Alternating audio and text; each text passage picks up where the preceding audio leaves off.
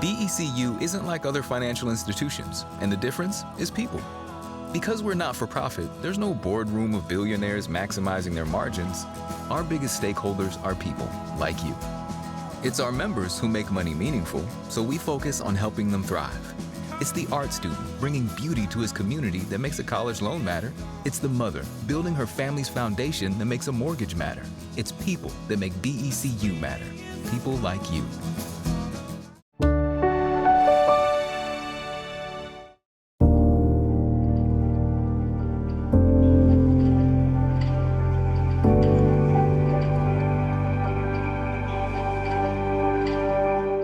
And now, the Cascade PBS Ideas Festival, featuring journalists, newsmakers, and innovators from around the country in conversation about the issues making headlines. Thank you for joining us for Text Me Back, Court Roast, with Guy Branum, moderated by Lindy West and Meagan Hatcher-Mays. Before we begin, a special thank you to our session sponsor, the Socius Law Group. We'd also like to thank our stage sponsor, BECU, and our founding sponsor, the Carrie and Linda Killinger Foundation. Finally, thank you to our host sponsor, Amazon. Hello! Oh my goodness! Hello, angels. Oh, thank you so much for coming. Hello. Welcome to the Cascade PBS Ideas Festival. My name is Lindy West. I am the host of Text Me Back, which is a podcast about best friends and animals and ghosts and things that happened to us in 2003 and buying things to make yourself feel better. And I'm Meagan Hatcher-Mays, also the host of Text Me Back. We have a very exciting show for you today, where we'll be joined by actor, comedian, and all-around king, Guy Branum. Yes, Guy Branum is a famous comedian, an actor, and movie star, and he's on an Apple TV show. And you can see him, if you are in Los Angeles next week, you can see him perform at the Netflix Is a Joke Comedy Festival. And he's perhaps best well known as the most ungrateful guest at my wedding, who incorporated it into his act for 3 years, making fun of my wedding. And that's a testament to how delightful he is. We're still friends, and I'm so pleased to welcome to the stage Mr. Guy Branum. Hi, Guy. Hi, Hello. Guy. Our show. Yes, hello. Business Pleasure. deal struck. Thank you. It was a good wedding, they just didn't have cake. And I went to like 4 weddings that summer and I didn't get white cake. And if I come to your wedding, I expect white cake. I mean, we ask for such precious little. So one of the things that I like best about Guy, which is, it's hard to think of a list, there's so many, but one of my favorite things about Guy is that Guy is a Hollywood insider. Guy is on television, Guy writes television. Oh, tell them the show that you're on. The show that I'm on is called Platonic with Seth Rogen and Rose Byrne. But don't worry if you've never heard about it. Apple Plus likes to hide their television shows. So Guy's a Hollywood insider. But here's what you need to get in your life. A Hollywood insider who's also your friend. Because if you just meet a Hollywood insider on the street, they won't tell you the true Hollywood secrets. But if you can invite someone to your wedding and then stay in their good graces, even if you don't give them cake, because you had a whole dessert buffet of different little treats. Oh my God, by relax. the way. There was a beautiful dessert. Those Rice Krispie treats were really good. Yes. Seattle Company, brown butter Rice Krispie treats from Street Treats. So I like to grill Guy about, like who's nice, who's the nicest, who's the meanest, what's happening behind the scenes. Hey, Hollywood land man, what's happening in La La Land? That's what I like to ask Guy. Yep, that's what we're going to be calling this segment. A blockbuster story recently, and I'm going to force you to tell it right now. Okay, so I am a creepily gigantic man. And that means I do not get booked for a lot of acting work. I write for things, I do stand up, but I don't get to be an actor a lot of the time. And for a long time, I thought that was because I was not good at acting. And then I realized it is mostly just because everyone is like, how do you have a person that large in your movie without getting in the way of the other actors?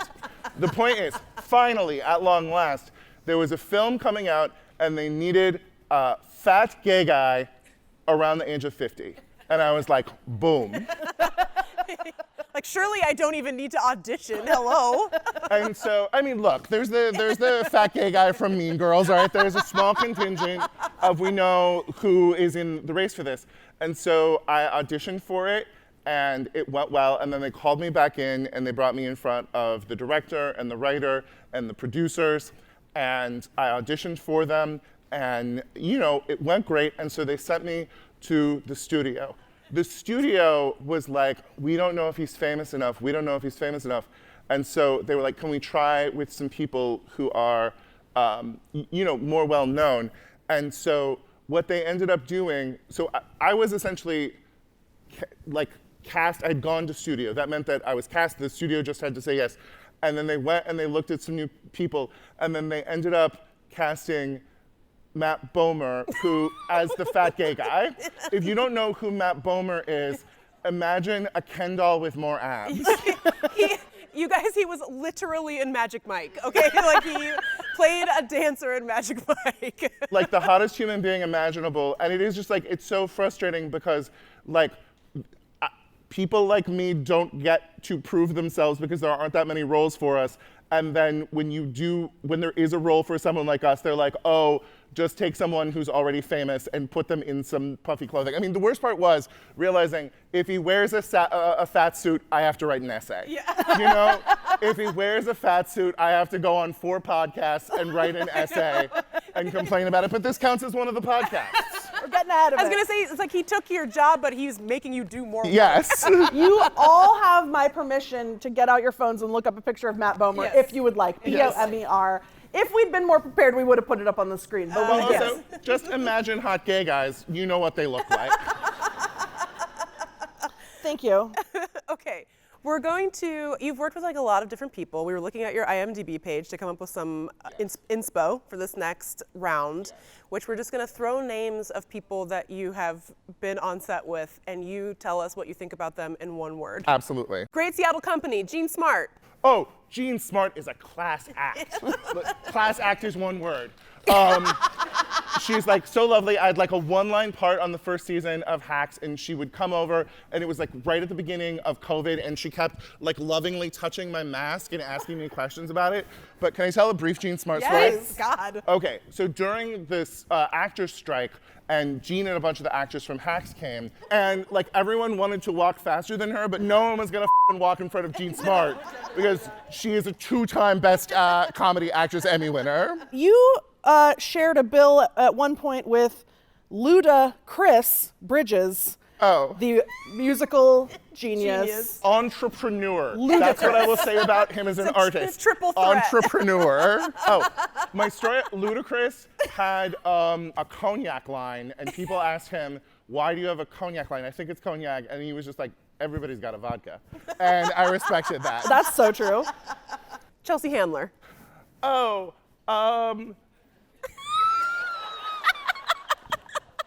I think is going to be my one word.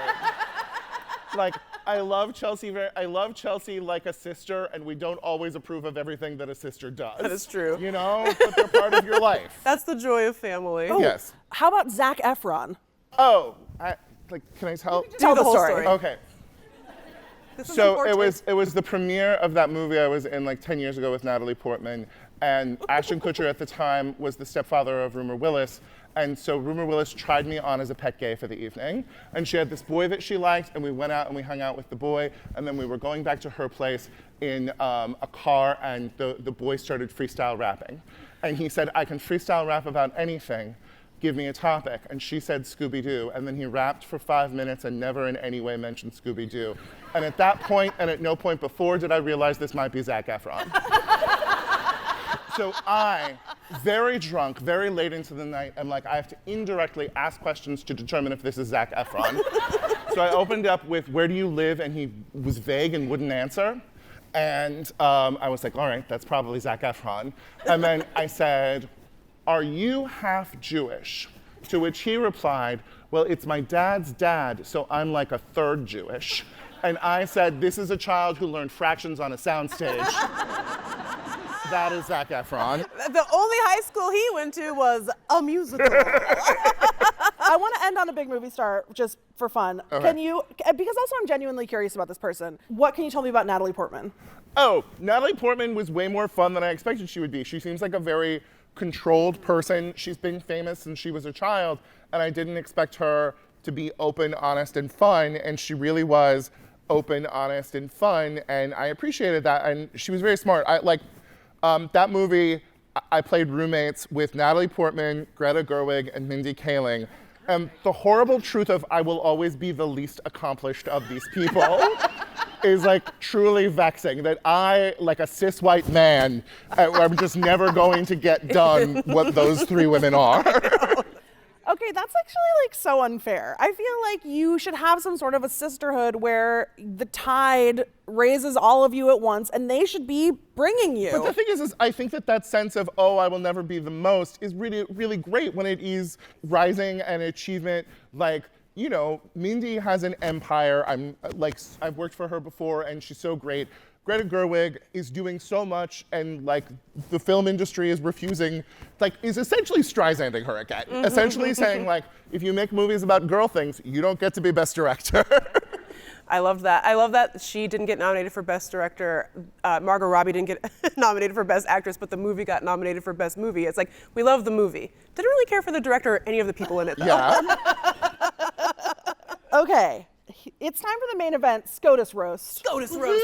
So, for a little bit of context, Meagan and Guy are both lawyers, kind of. Technically. They both went to law school, so they're two most kind of a lawyer people I've ever met, and they're both very smart, and they both know a lot about the Supreme Court. And so we thought, in this turbulent time, let's take the Supreme Court to task once and for all by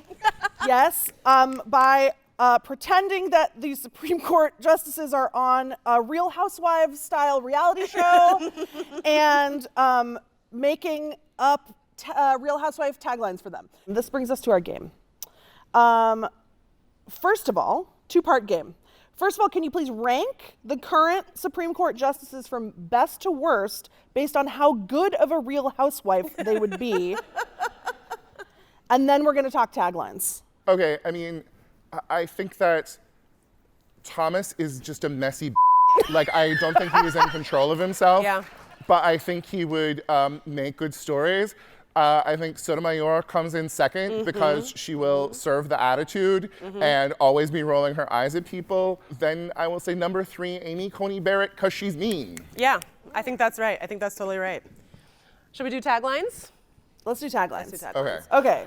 Before we do this, I just want to say the idea was Guy would write funny taglines and I would write funny taglines and Lindy would probably write some too, but I couldn't think of anything funny. So instead, all of my taglines are actual taglines from the Real Housewives franchise that I thought would work for the Supreme Court justices. By the way, if you don't watch Real Housewives, and honestly, I don't, but I still know about this cultural phenomenon because it's so important. At the beginning, in the opening credits of every Real Housewives franchise, every housewife has a little tagline that she says, and it's always sort of like a classic idiom that's been twisted to be sexual or be about capitalism or something. Crystal Kung Minkoff's is, they say wisdom comes with age, but I'm proving them wrong, which always seemed like she was reading herself. Like another classic is, I think this is Jill Zarin, I'm an acquired taste. Don't like me? Acquire some taste. Oh, I love Jill. See, I don't know who that is, but I'm following. Yeah. So join me if you don't know what that is. So we're going to start with Chief Justice John Roberts, please, the Dark Lord himself. Okay. Here's the line I think you should have. They say centrism isn't sexy, and I'm proving it. Okay, so this is a perfect Real Housewife tagline because it's ambiguous. Are you saying that he's not a centrist or he's not sexy? It could be either or both. I mean, it's both. We know it's both. But also, he is the only conservative justice who is cosplaying centrist. Right. Mine wasn't, again, all of mine are actual Real Housewives taglines. These are all from Real Housewives of New York, by the way, if you want to catch up later. Mine was, I'm living the American dream, one mistake at a time. Meagan, I feel like, do you want to quickly take 10 seconds to explain why John Roberts is actually bad, because I feel like he does. Yes, he does win people over with his little act. He does. So the thing is this. I know there's this really strong desire, I think, among a lot of liberals to believe that the court really isn't as bad as it seems. So I know there's this dream that maybe one day, oh, John Roberts is normal, right? He'll wake up one day and do the right thing. No. Because before he was a Supreme Court justice, he had dedicated his career as like a Reagan DOJ nominee to gutting the Voting Rights Act, and he was never able to do it as a lawyer, but he has in fact done it as a Supreme Court justice. He's not a good person. I get his face is symmetrical, and he's like not as comically evil as Brett Kavanaugh, but these are not good people. They are not gonna wake up and be like, damn, women should have stuff. Like, whoopsie, that's not happening. So take that out of your mind. They are not good people, and they need to be replaced with people who do care about our democracy, who want to not gut the Voting Rights Act, but expand access to voting to everyone, because you really can draw a straight line from like John Roberts gutting the Voting Rights Act to people not being able to hand out water in line for people who are trying to vote in Georgia. Okay, the only way to reform the court is to continue to wear down their resolve with sassy taglines. Yes. So, up next, what do you have for the Silver Fox, Neil Gorsuch? Oh, first I stole a Supreme Court seat. Next, I'll steal your heart. Okay, and I don't even want to read mine. That was so good. Mine was, I never feel guilty about being privileged. Okay, up next, we have our girl Sonia Sotomayor. Don't be fooled by the tired sighs that I got. I'm still Sonia from the block. Just because these days in oral arguments, because she is the senior most of the liberal justices, usually before her first question, you just get a long sigh. Because Sonia's tired, I think. Fully head in hand. Yeah. Oh, God, why did I take this job? It's like if my mom was on the Supreme Court.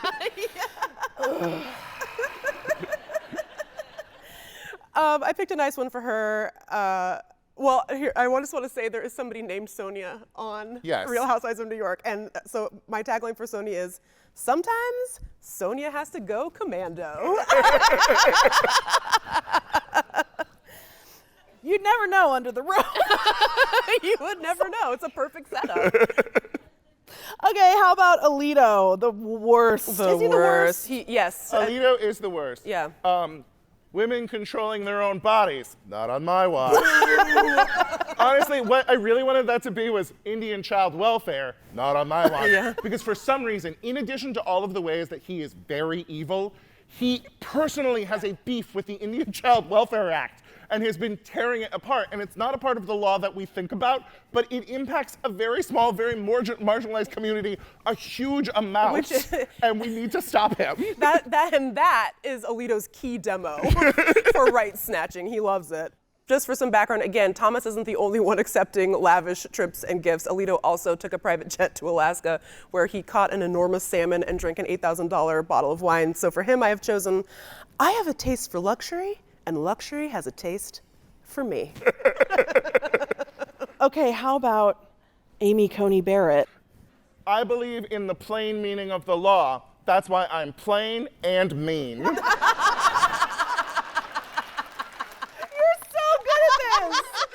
I can't believe you didn't even write any of them down. I know. I was like, is this what it like when your brain works normal? I briefly forgot my Elena K game, and I was scared. Oh my God, you should be a professional comedy writer. Yeah, you should. You should get an Apple TV show. Mine was, I may not be the sharpest tool in the shed, but I'm pretty. Backstage, Meagan checked in with me and she was like, is this misogynist to use this for Amy Coney Barrett? I may not be the sharpest tool in the shed, but I'm pretty, or whatever. And I was like, who cares? But it inspired a real question in my brain that I feel like I've asked you this 100 times, but it's like, she has to be smart on some level, right? Like, if you have, for instance, the Federalist Society shepherding you gently, can you just sort of cruise through law school as a bad person with a bad brain? Well, I don't know about law school. I mean, the thing about law school is it's impossible to fail. Yeah. I mean, the grades are curved, and so you really have to be trying to fail law school. But it's really easy to sail through a confirmation. Yes, she was in a situation where she didn't need any Democratic votes, and so she showed up with no notes, and like that was sort of paraded in front of everyone. Like, look what a brilliant mind she is. She doesn't even need notes. And I was like, no, she doesn't need notes because you're not going to ask her any important questions. Like the questions were like, what's it like carpooling your kids to basketball practice? You know, like who needs notes for that? So like, you know. In the law, the people who are smart and innovative are hard to control. You cannot, however much you may think of them as left or right, they're always going. Even Scalia came down saying flag burning is protected by the First Amendment because he had a philosophy. And these people don't so much have philosophies as marching orders, you know? I know that smart is subjective and kind of doesn't mean anything. I get so hung up on this idea of like, someone is at the top of their field and they're doing things that are evil. And I guess my brain short circuits because I don't understand how you can get there and not have any perspective that causes you to pause. Well, and it's not like the Dobbs decision has some sort of language in it that makes you say like, oh, what a they have brilliant reconstrued this in some sort of way. It was just like, we have the votes to do this, we're going to do this. And they're insulated from any sort of consequence, right? Yeah. We don't elect Supreme Court justices, so they're like, well, like I was kind of joking about this before, they used to be a little bit more subtle in the way that they would take away rights, and they would move a lot more slowly. They would start to slowly erode people's rights, and this was true about abortion over time. Like it's not just like Dobbs didn't come out of nowhere. You know, there was this case in 1992, Casey, that was sort of like, well, we're just going to dip a toe in putting restrictions on abortion access, and that sets them up to be able to take them away wholesale. But, you know, like John Roberts loves to go slower. He doesn't want any of you paying attention to his little sneaky, nefarious deeds that he wants to achieve. He wants to go very slow, and he wants to kind of fly under the radar. Alito and Thomas are like, we're past that. We're having a gas. We're going on trips. We're getting wine. We're eating like fancy salmon from Alaska. You know, like, and nobody can touch us. We can do whatever we want and we'll never get in trouble. So why not? We'll just get rid of abortion, we'll get rid of voting, and what are you gonna do about it? Like, they're just laughing at this point, you know? So the brain works, but there just is evil inside the heart, and so then here we are. The heart has been poisoned. I wish one of them were an evil wizard in the way that Scalia was. Yeah. Scalia was like a smart evil wizard who could go toe-to-toe with Ginsburg at her best, and you had thought there, and I don't hear that in oral arguments anymore. Yeah, well, they just don't have to. Yeah. Who are they trying to impress? The people that they impress already bought them a sweet vacay, so they're good. God, it's like evil and boring, you know? You made it more boring? Cool. Okay. Ketanji Brown Jackson? Just because white male attorneys talk down to me doesn't mean I don't keep my head held high. I'm sorry, I was listening to the Trump case as I was walking here, and it was just straight up her raising a very good question and a lawyer just saying, I don't see it that way. And like, you wouldn't do that to anyone who wasn't the first black woman on the Supreme Court. Yeah.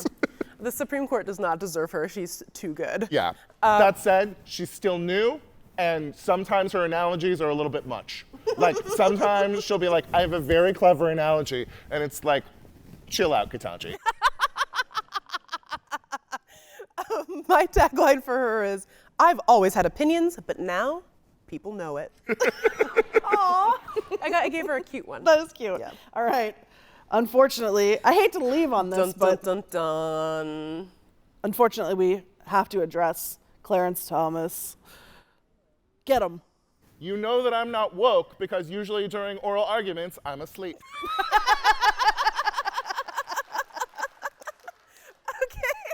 Mine is, when I found this tagline, my soul left my body. Mine for Clarence Thomas is, my yacht may have sailed, but my ship is coming in. That's good. Thank you. All right, Meagan and Guy, we're almost out of time. I want to ask you one last question since this is the Ideas Festival. If people have the idea that they would like to help reform the Supreme Court and maybe restore some of our collective future, what can people do? Guy Branum.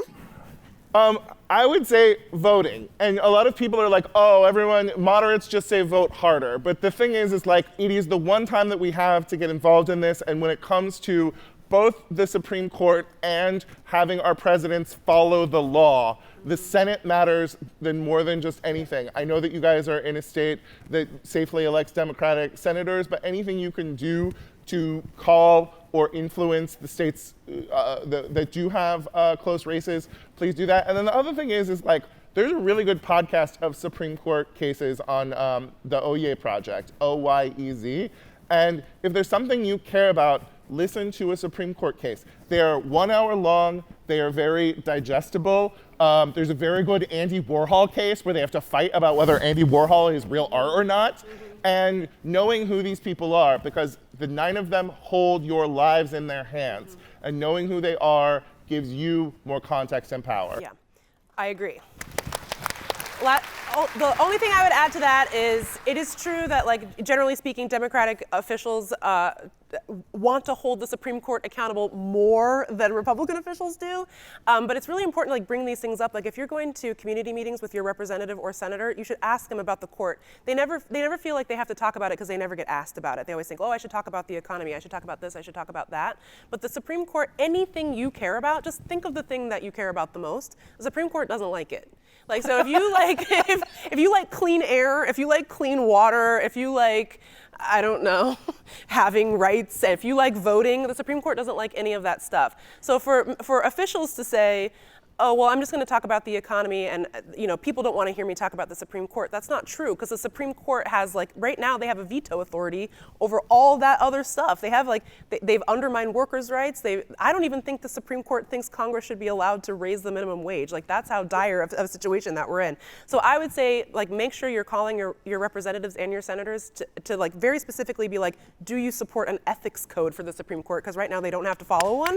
Like, do you support term limits? Do you support, you know, should Supreme Court officials be banned from receiving luxurious gifts? You know, like those are the sorts of things you should be asking your representatives about. And really critically, we have got to add seats to the Supreme Court. I know a lot of people feel like, oh, that'll never happen, but it will only never happen unless we're pushing our people on the issue. There are so many things that we are held back from changing because they are in the Constitution. That's not in the one of them. Constitution. That's right. We should change that. Yes, exactly. All right, we are almost 2 seconds from being out of time, but you should follow our podcast, subscribe to our podcast, Text Me Back. It's really funny. We do it every week. Thank you so much for being a part of the Cascade PBS Ideas Festival. We have been Text Me Back with Lindy, Meagan, and Guy Branum. Thank you all so much. Thank you.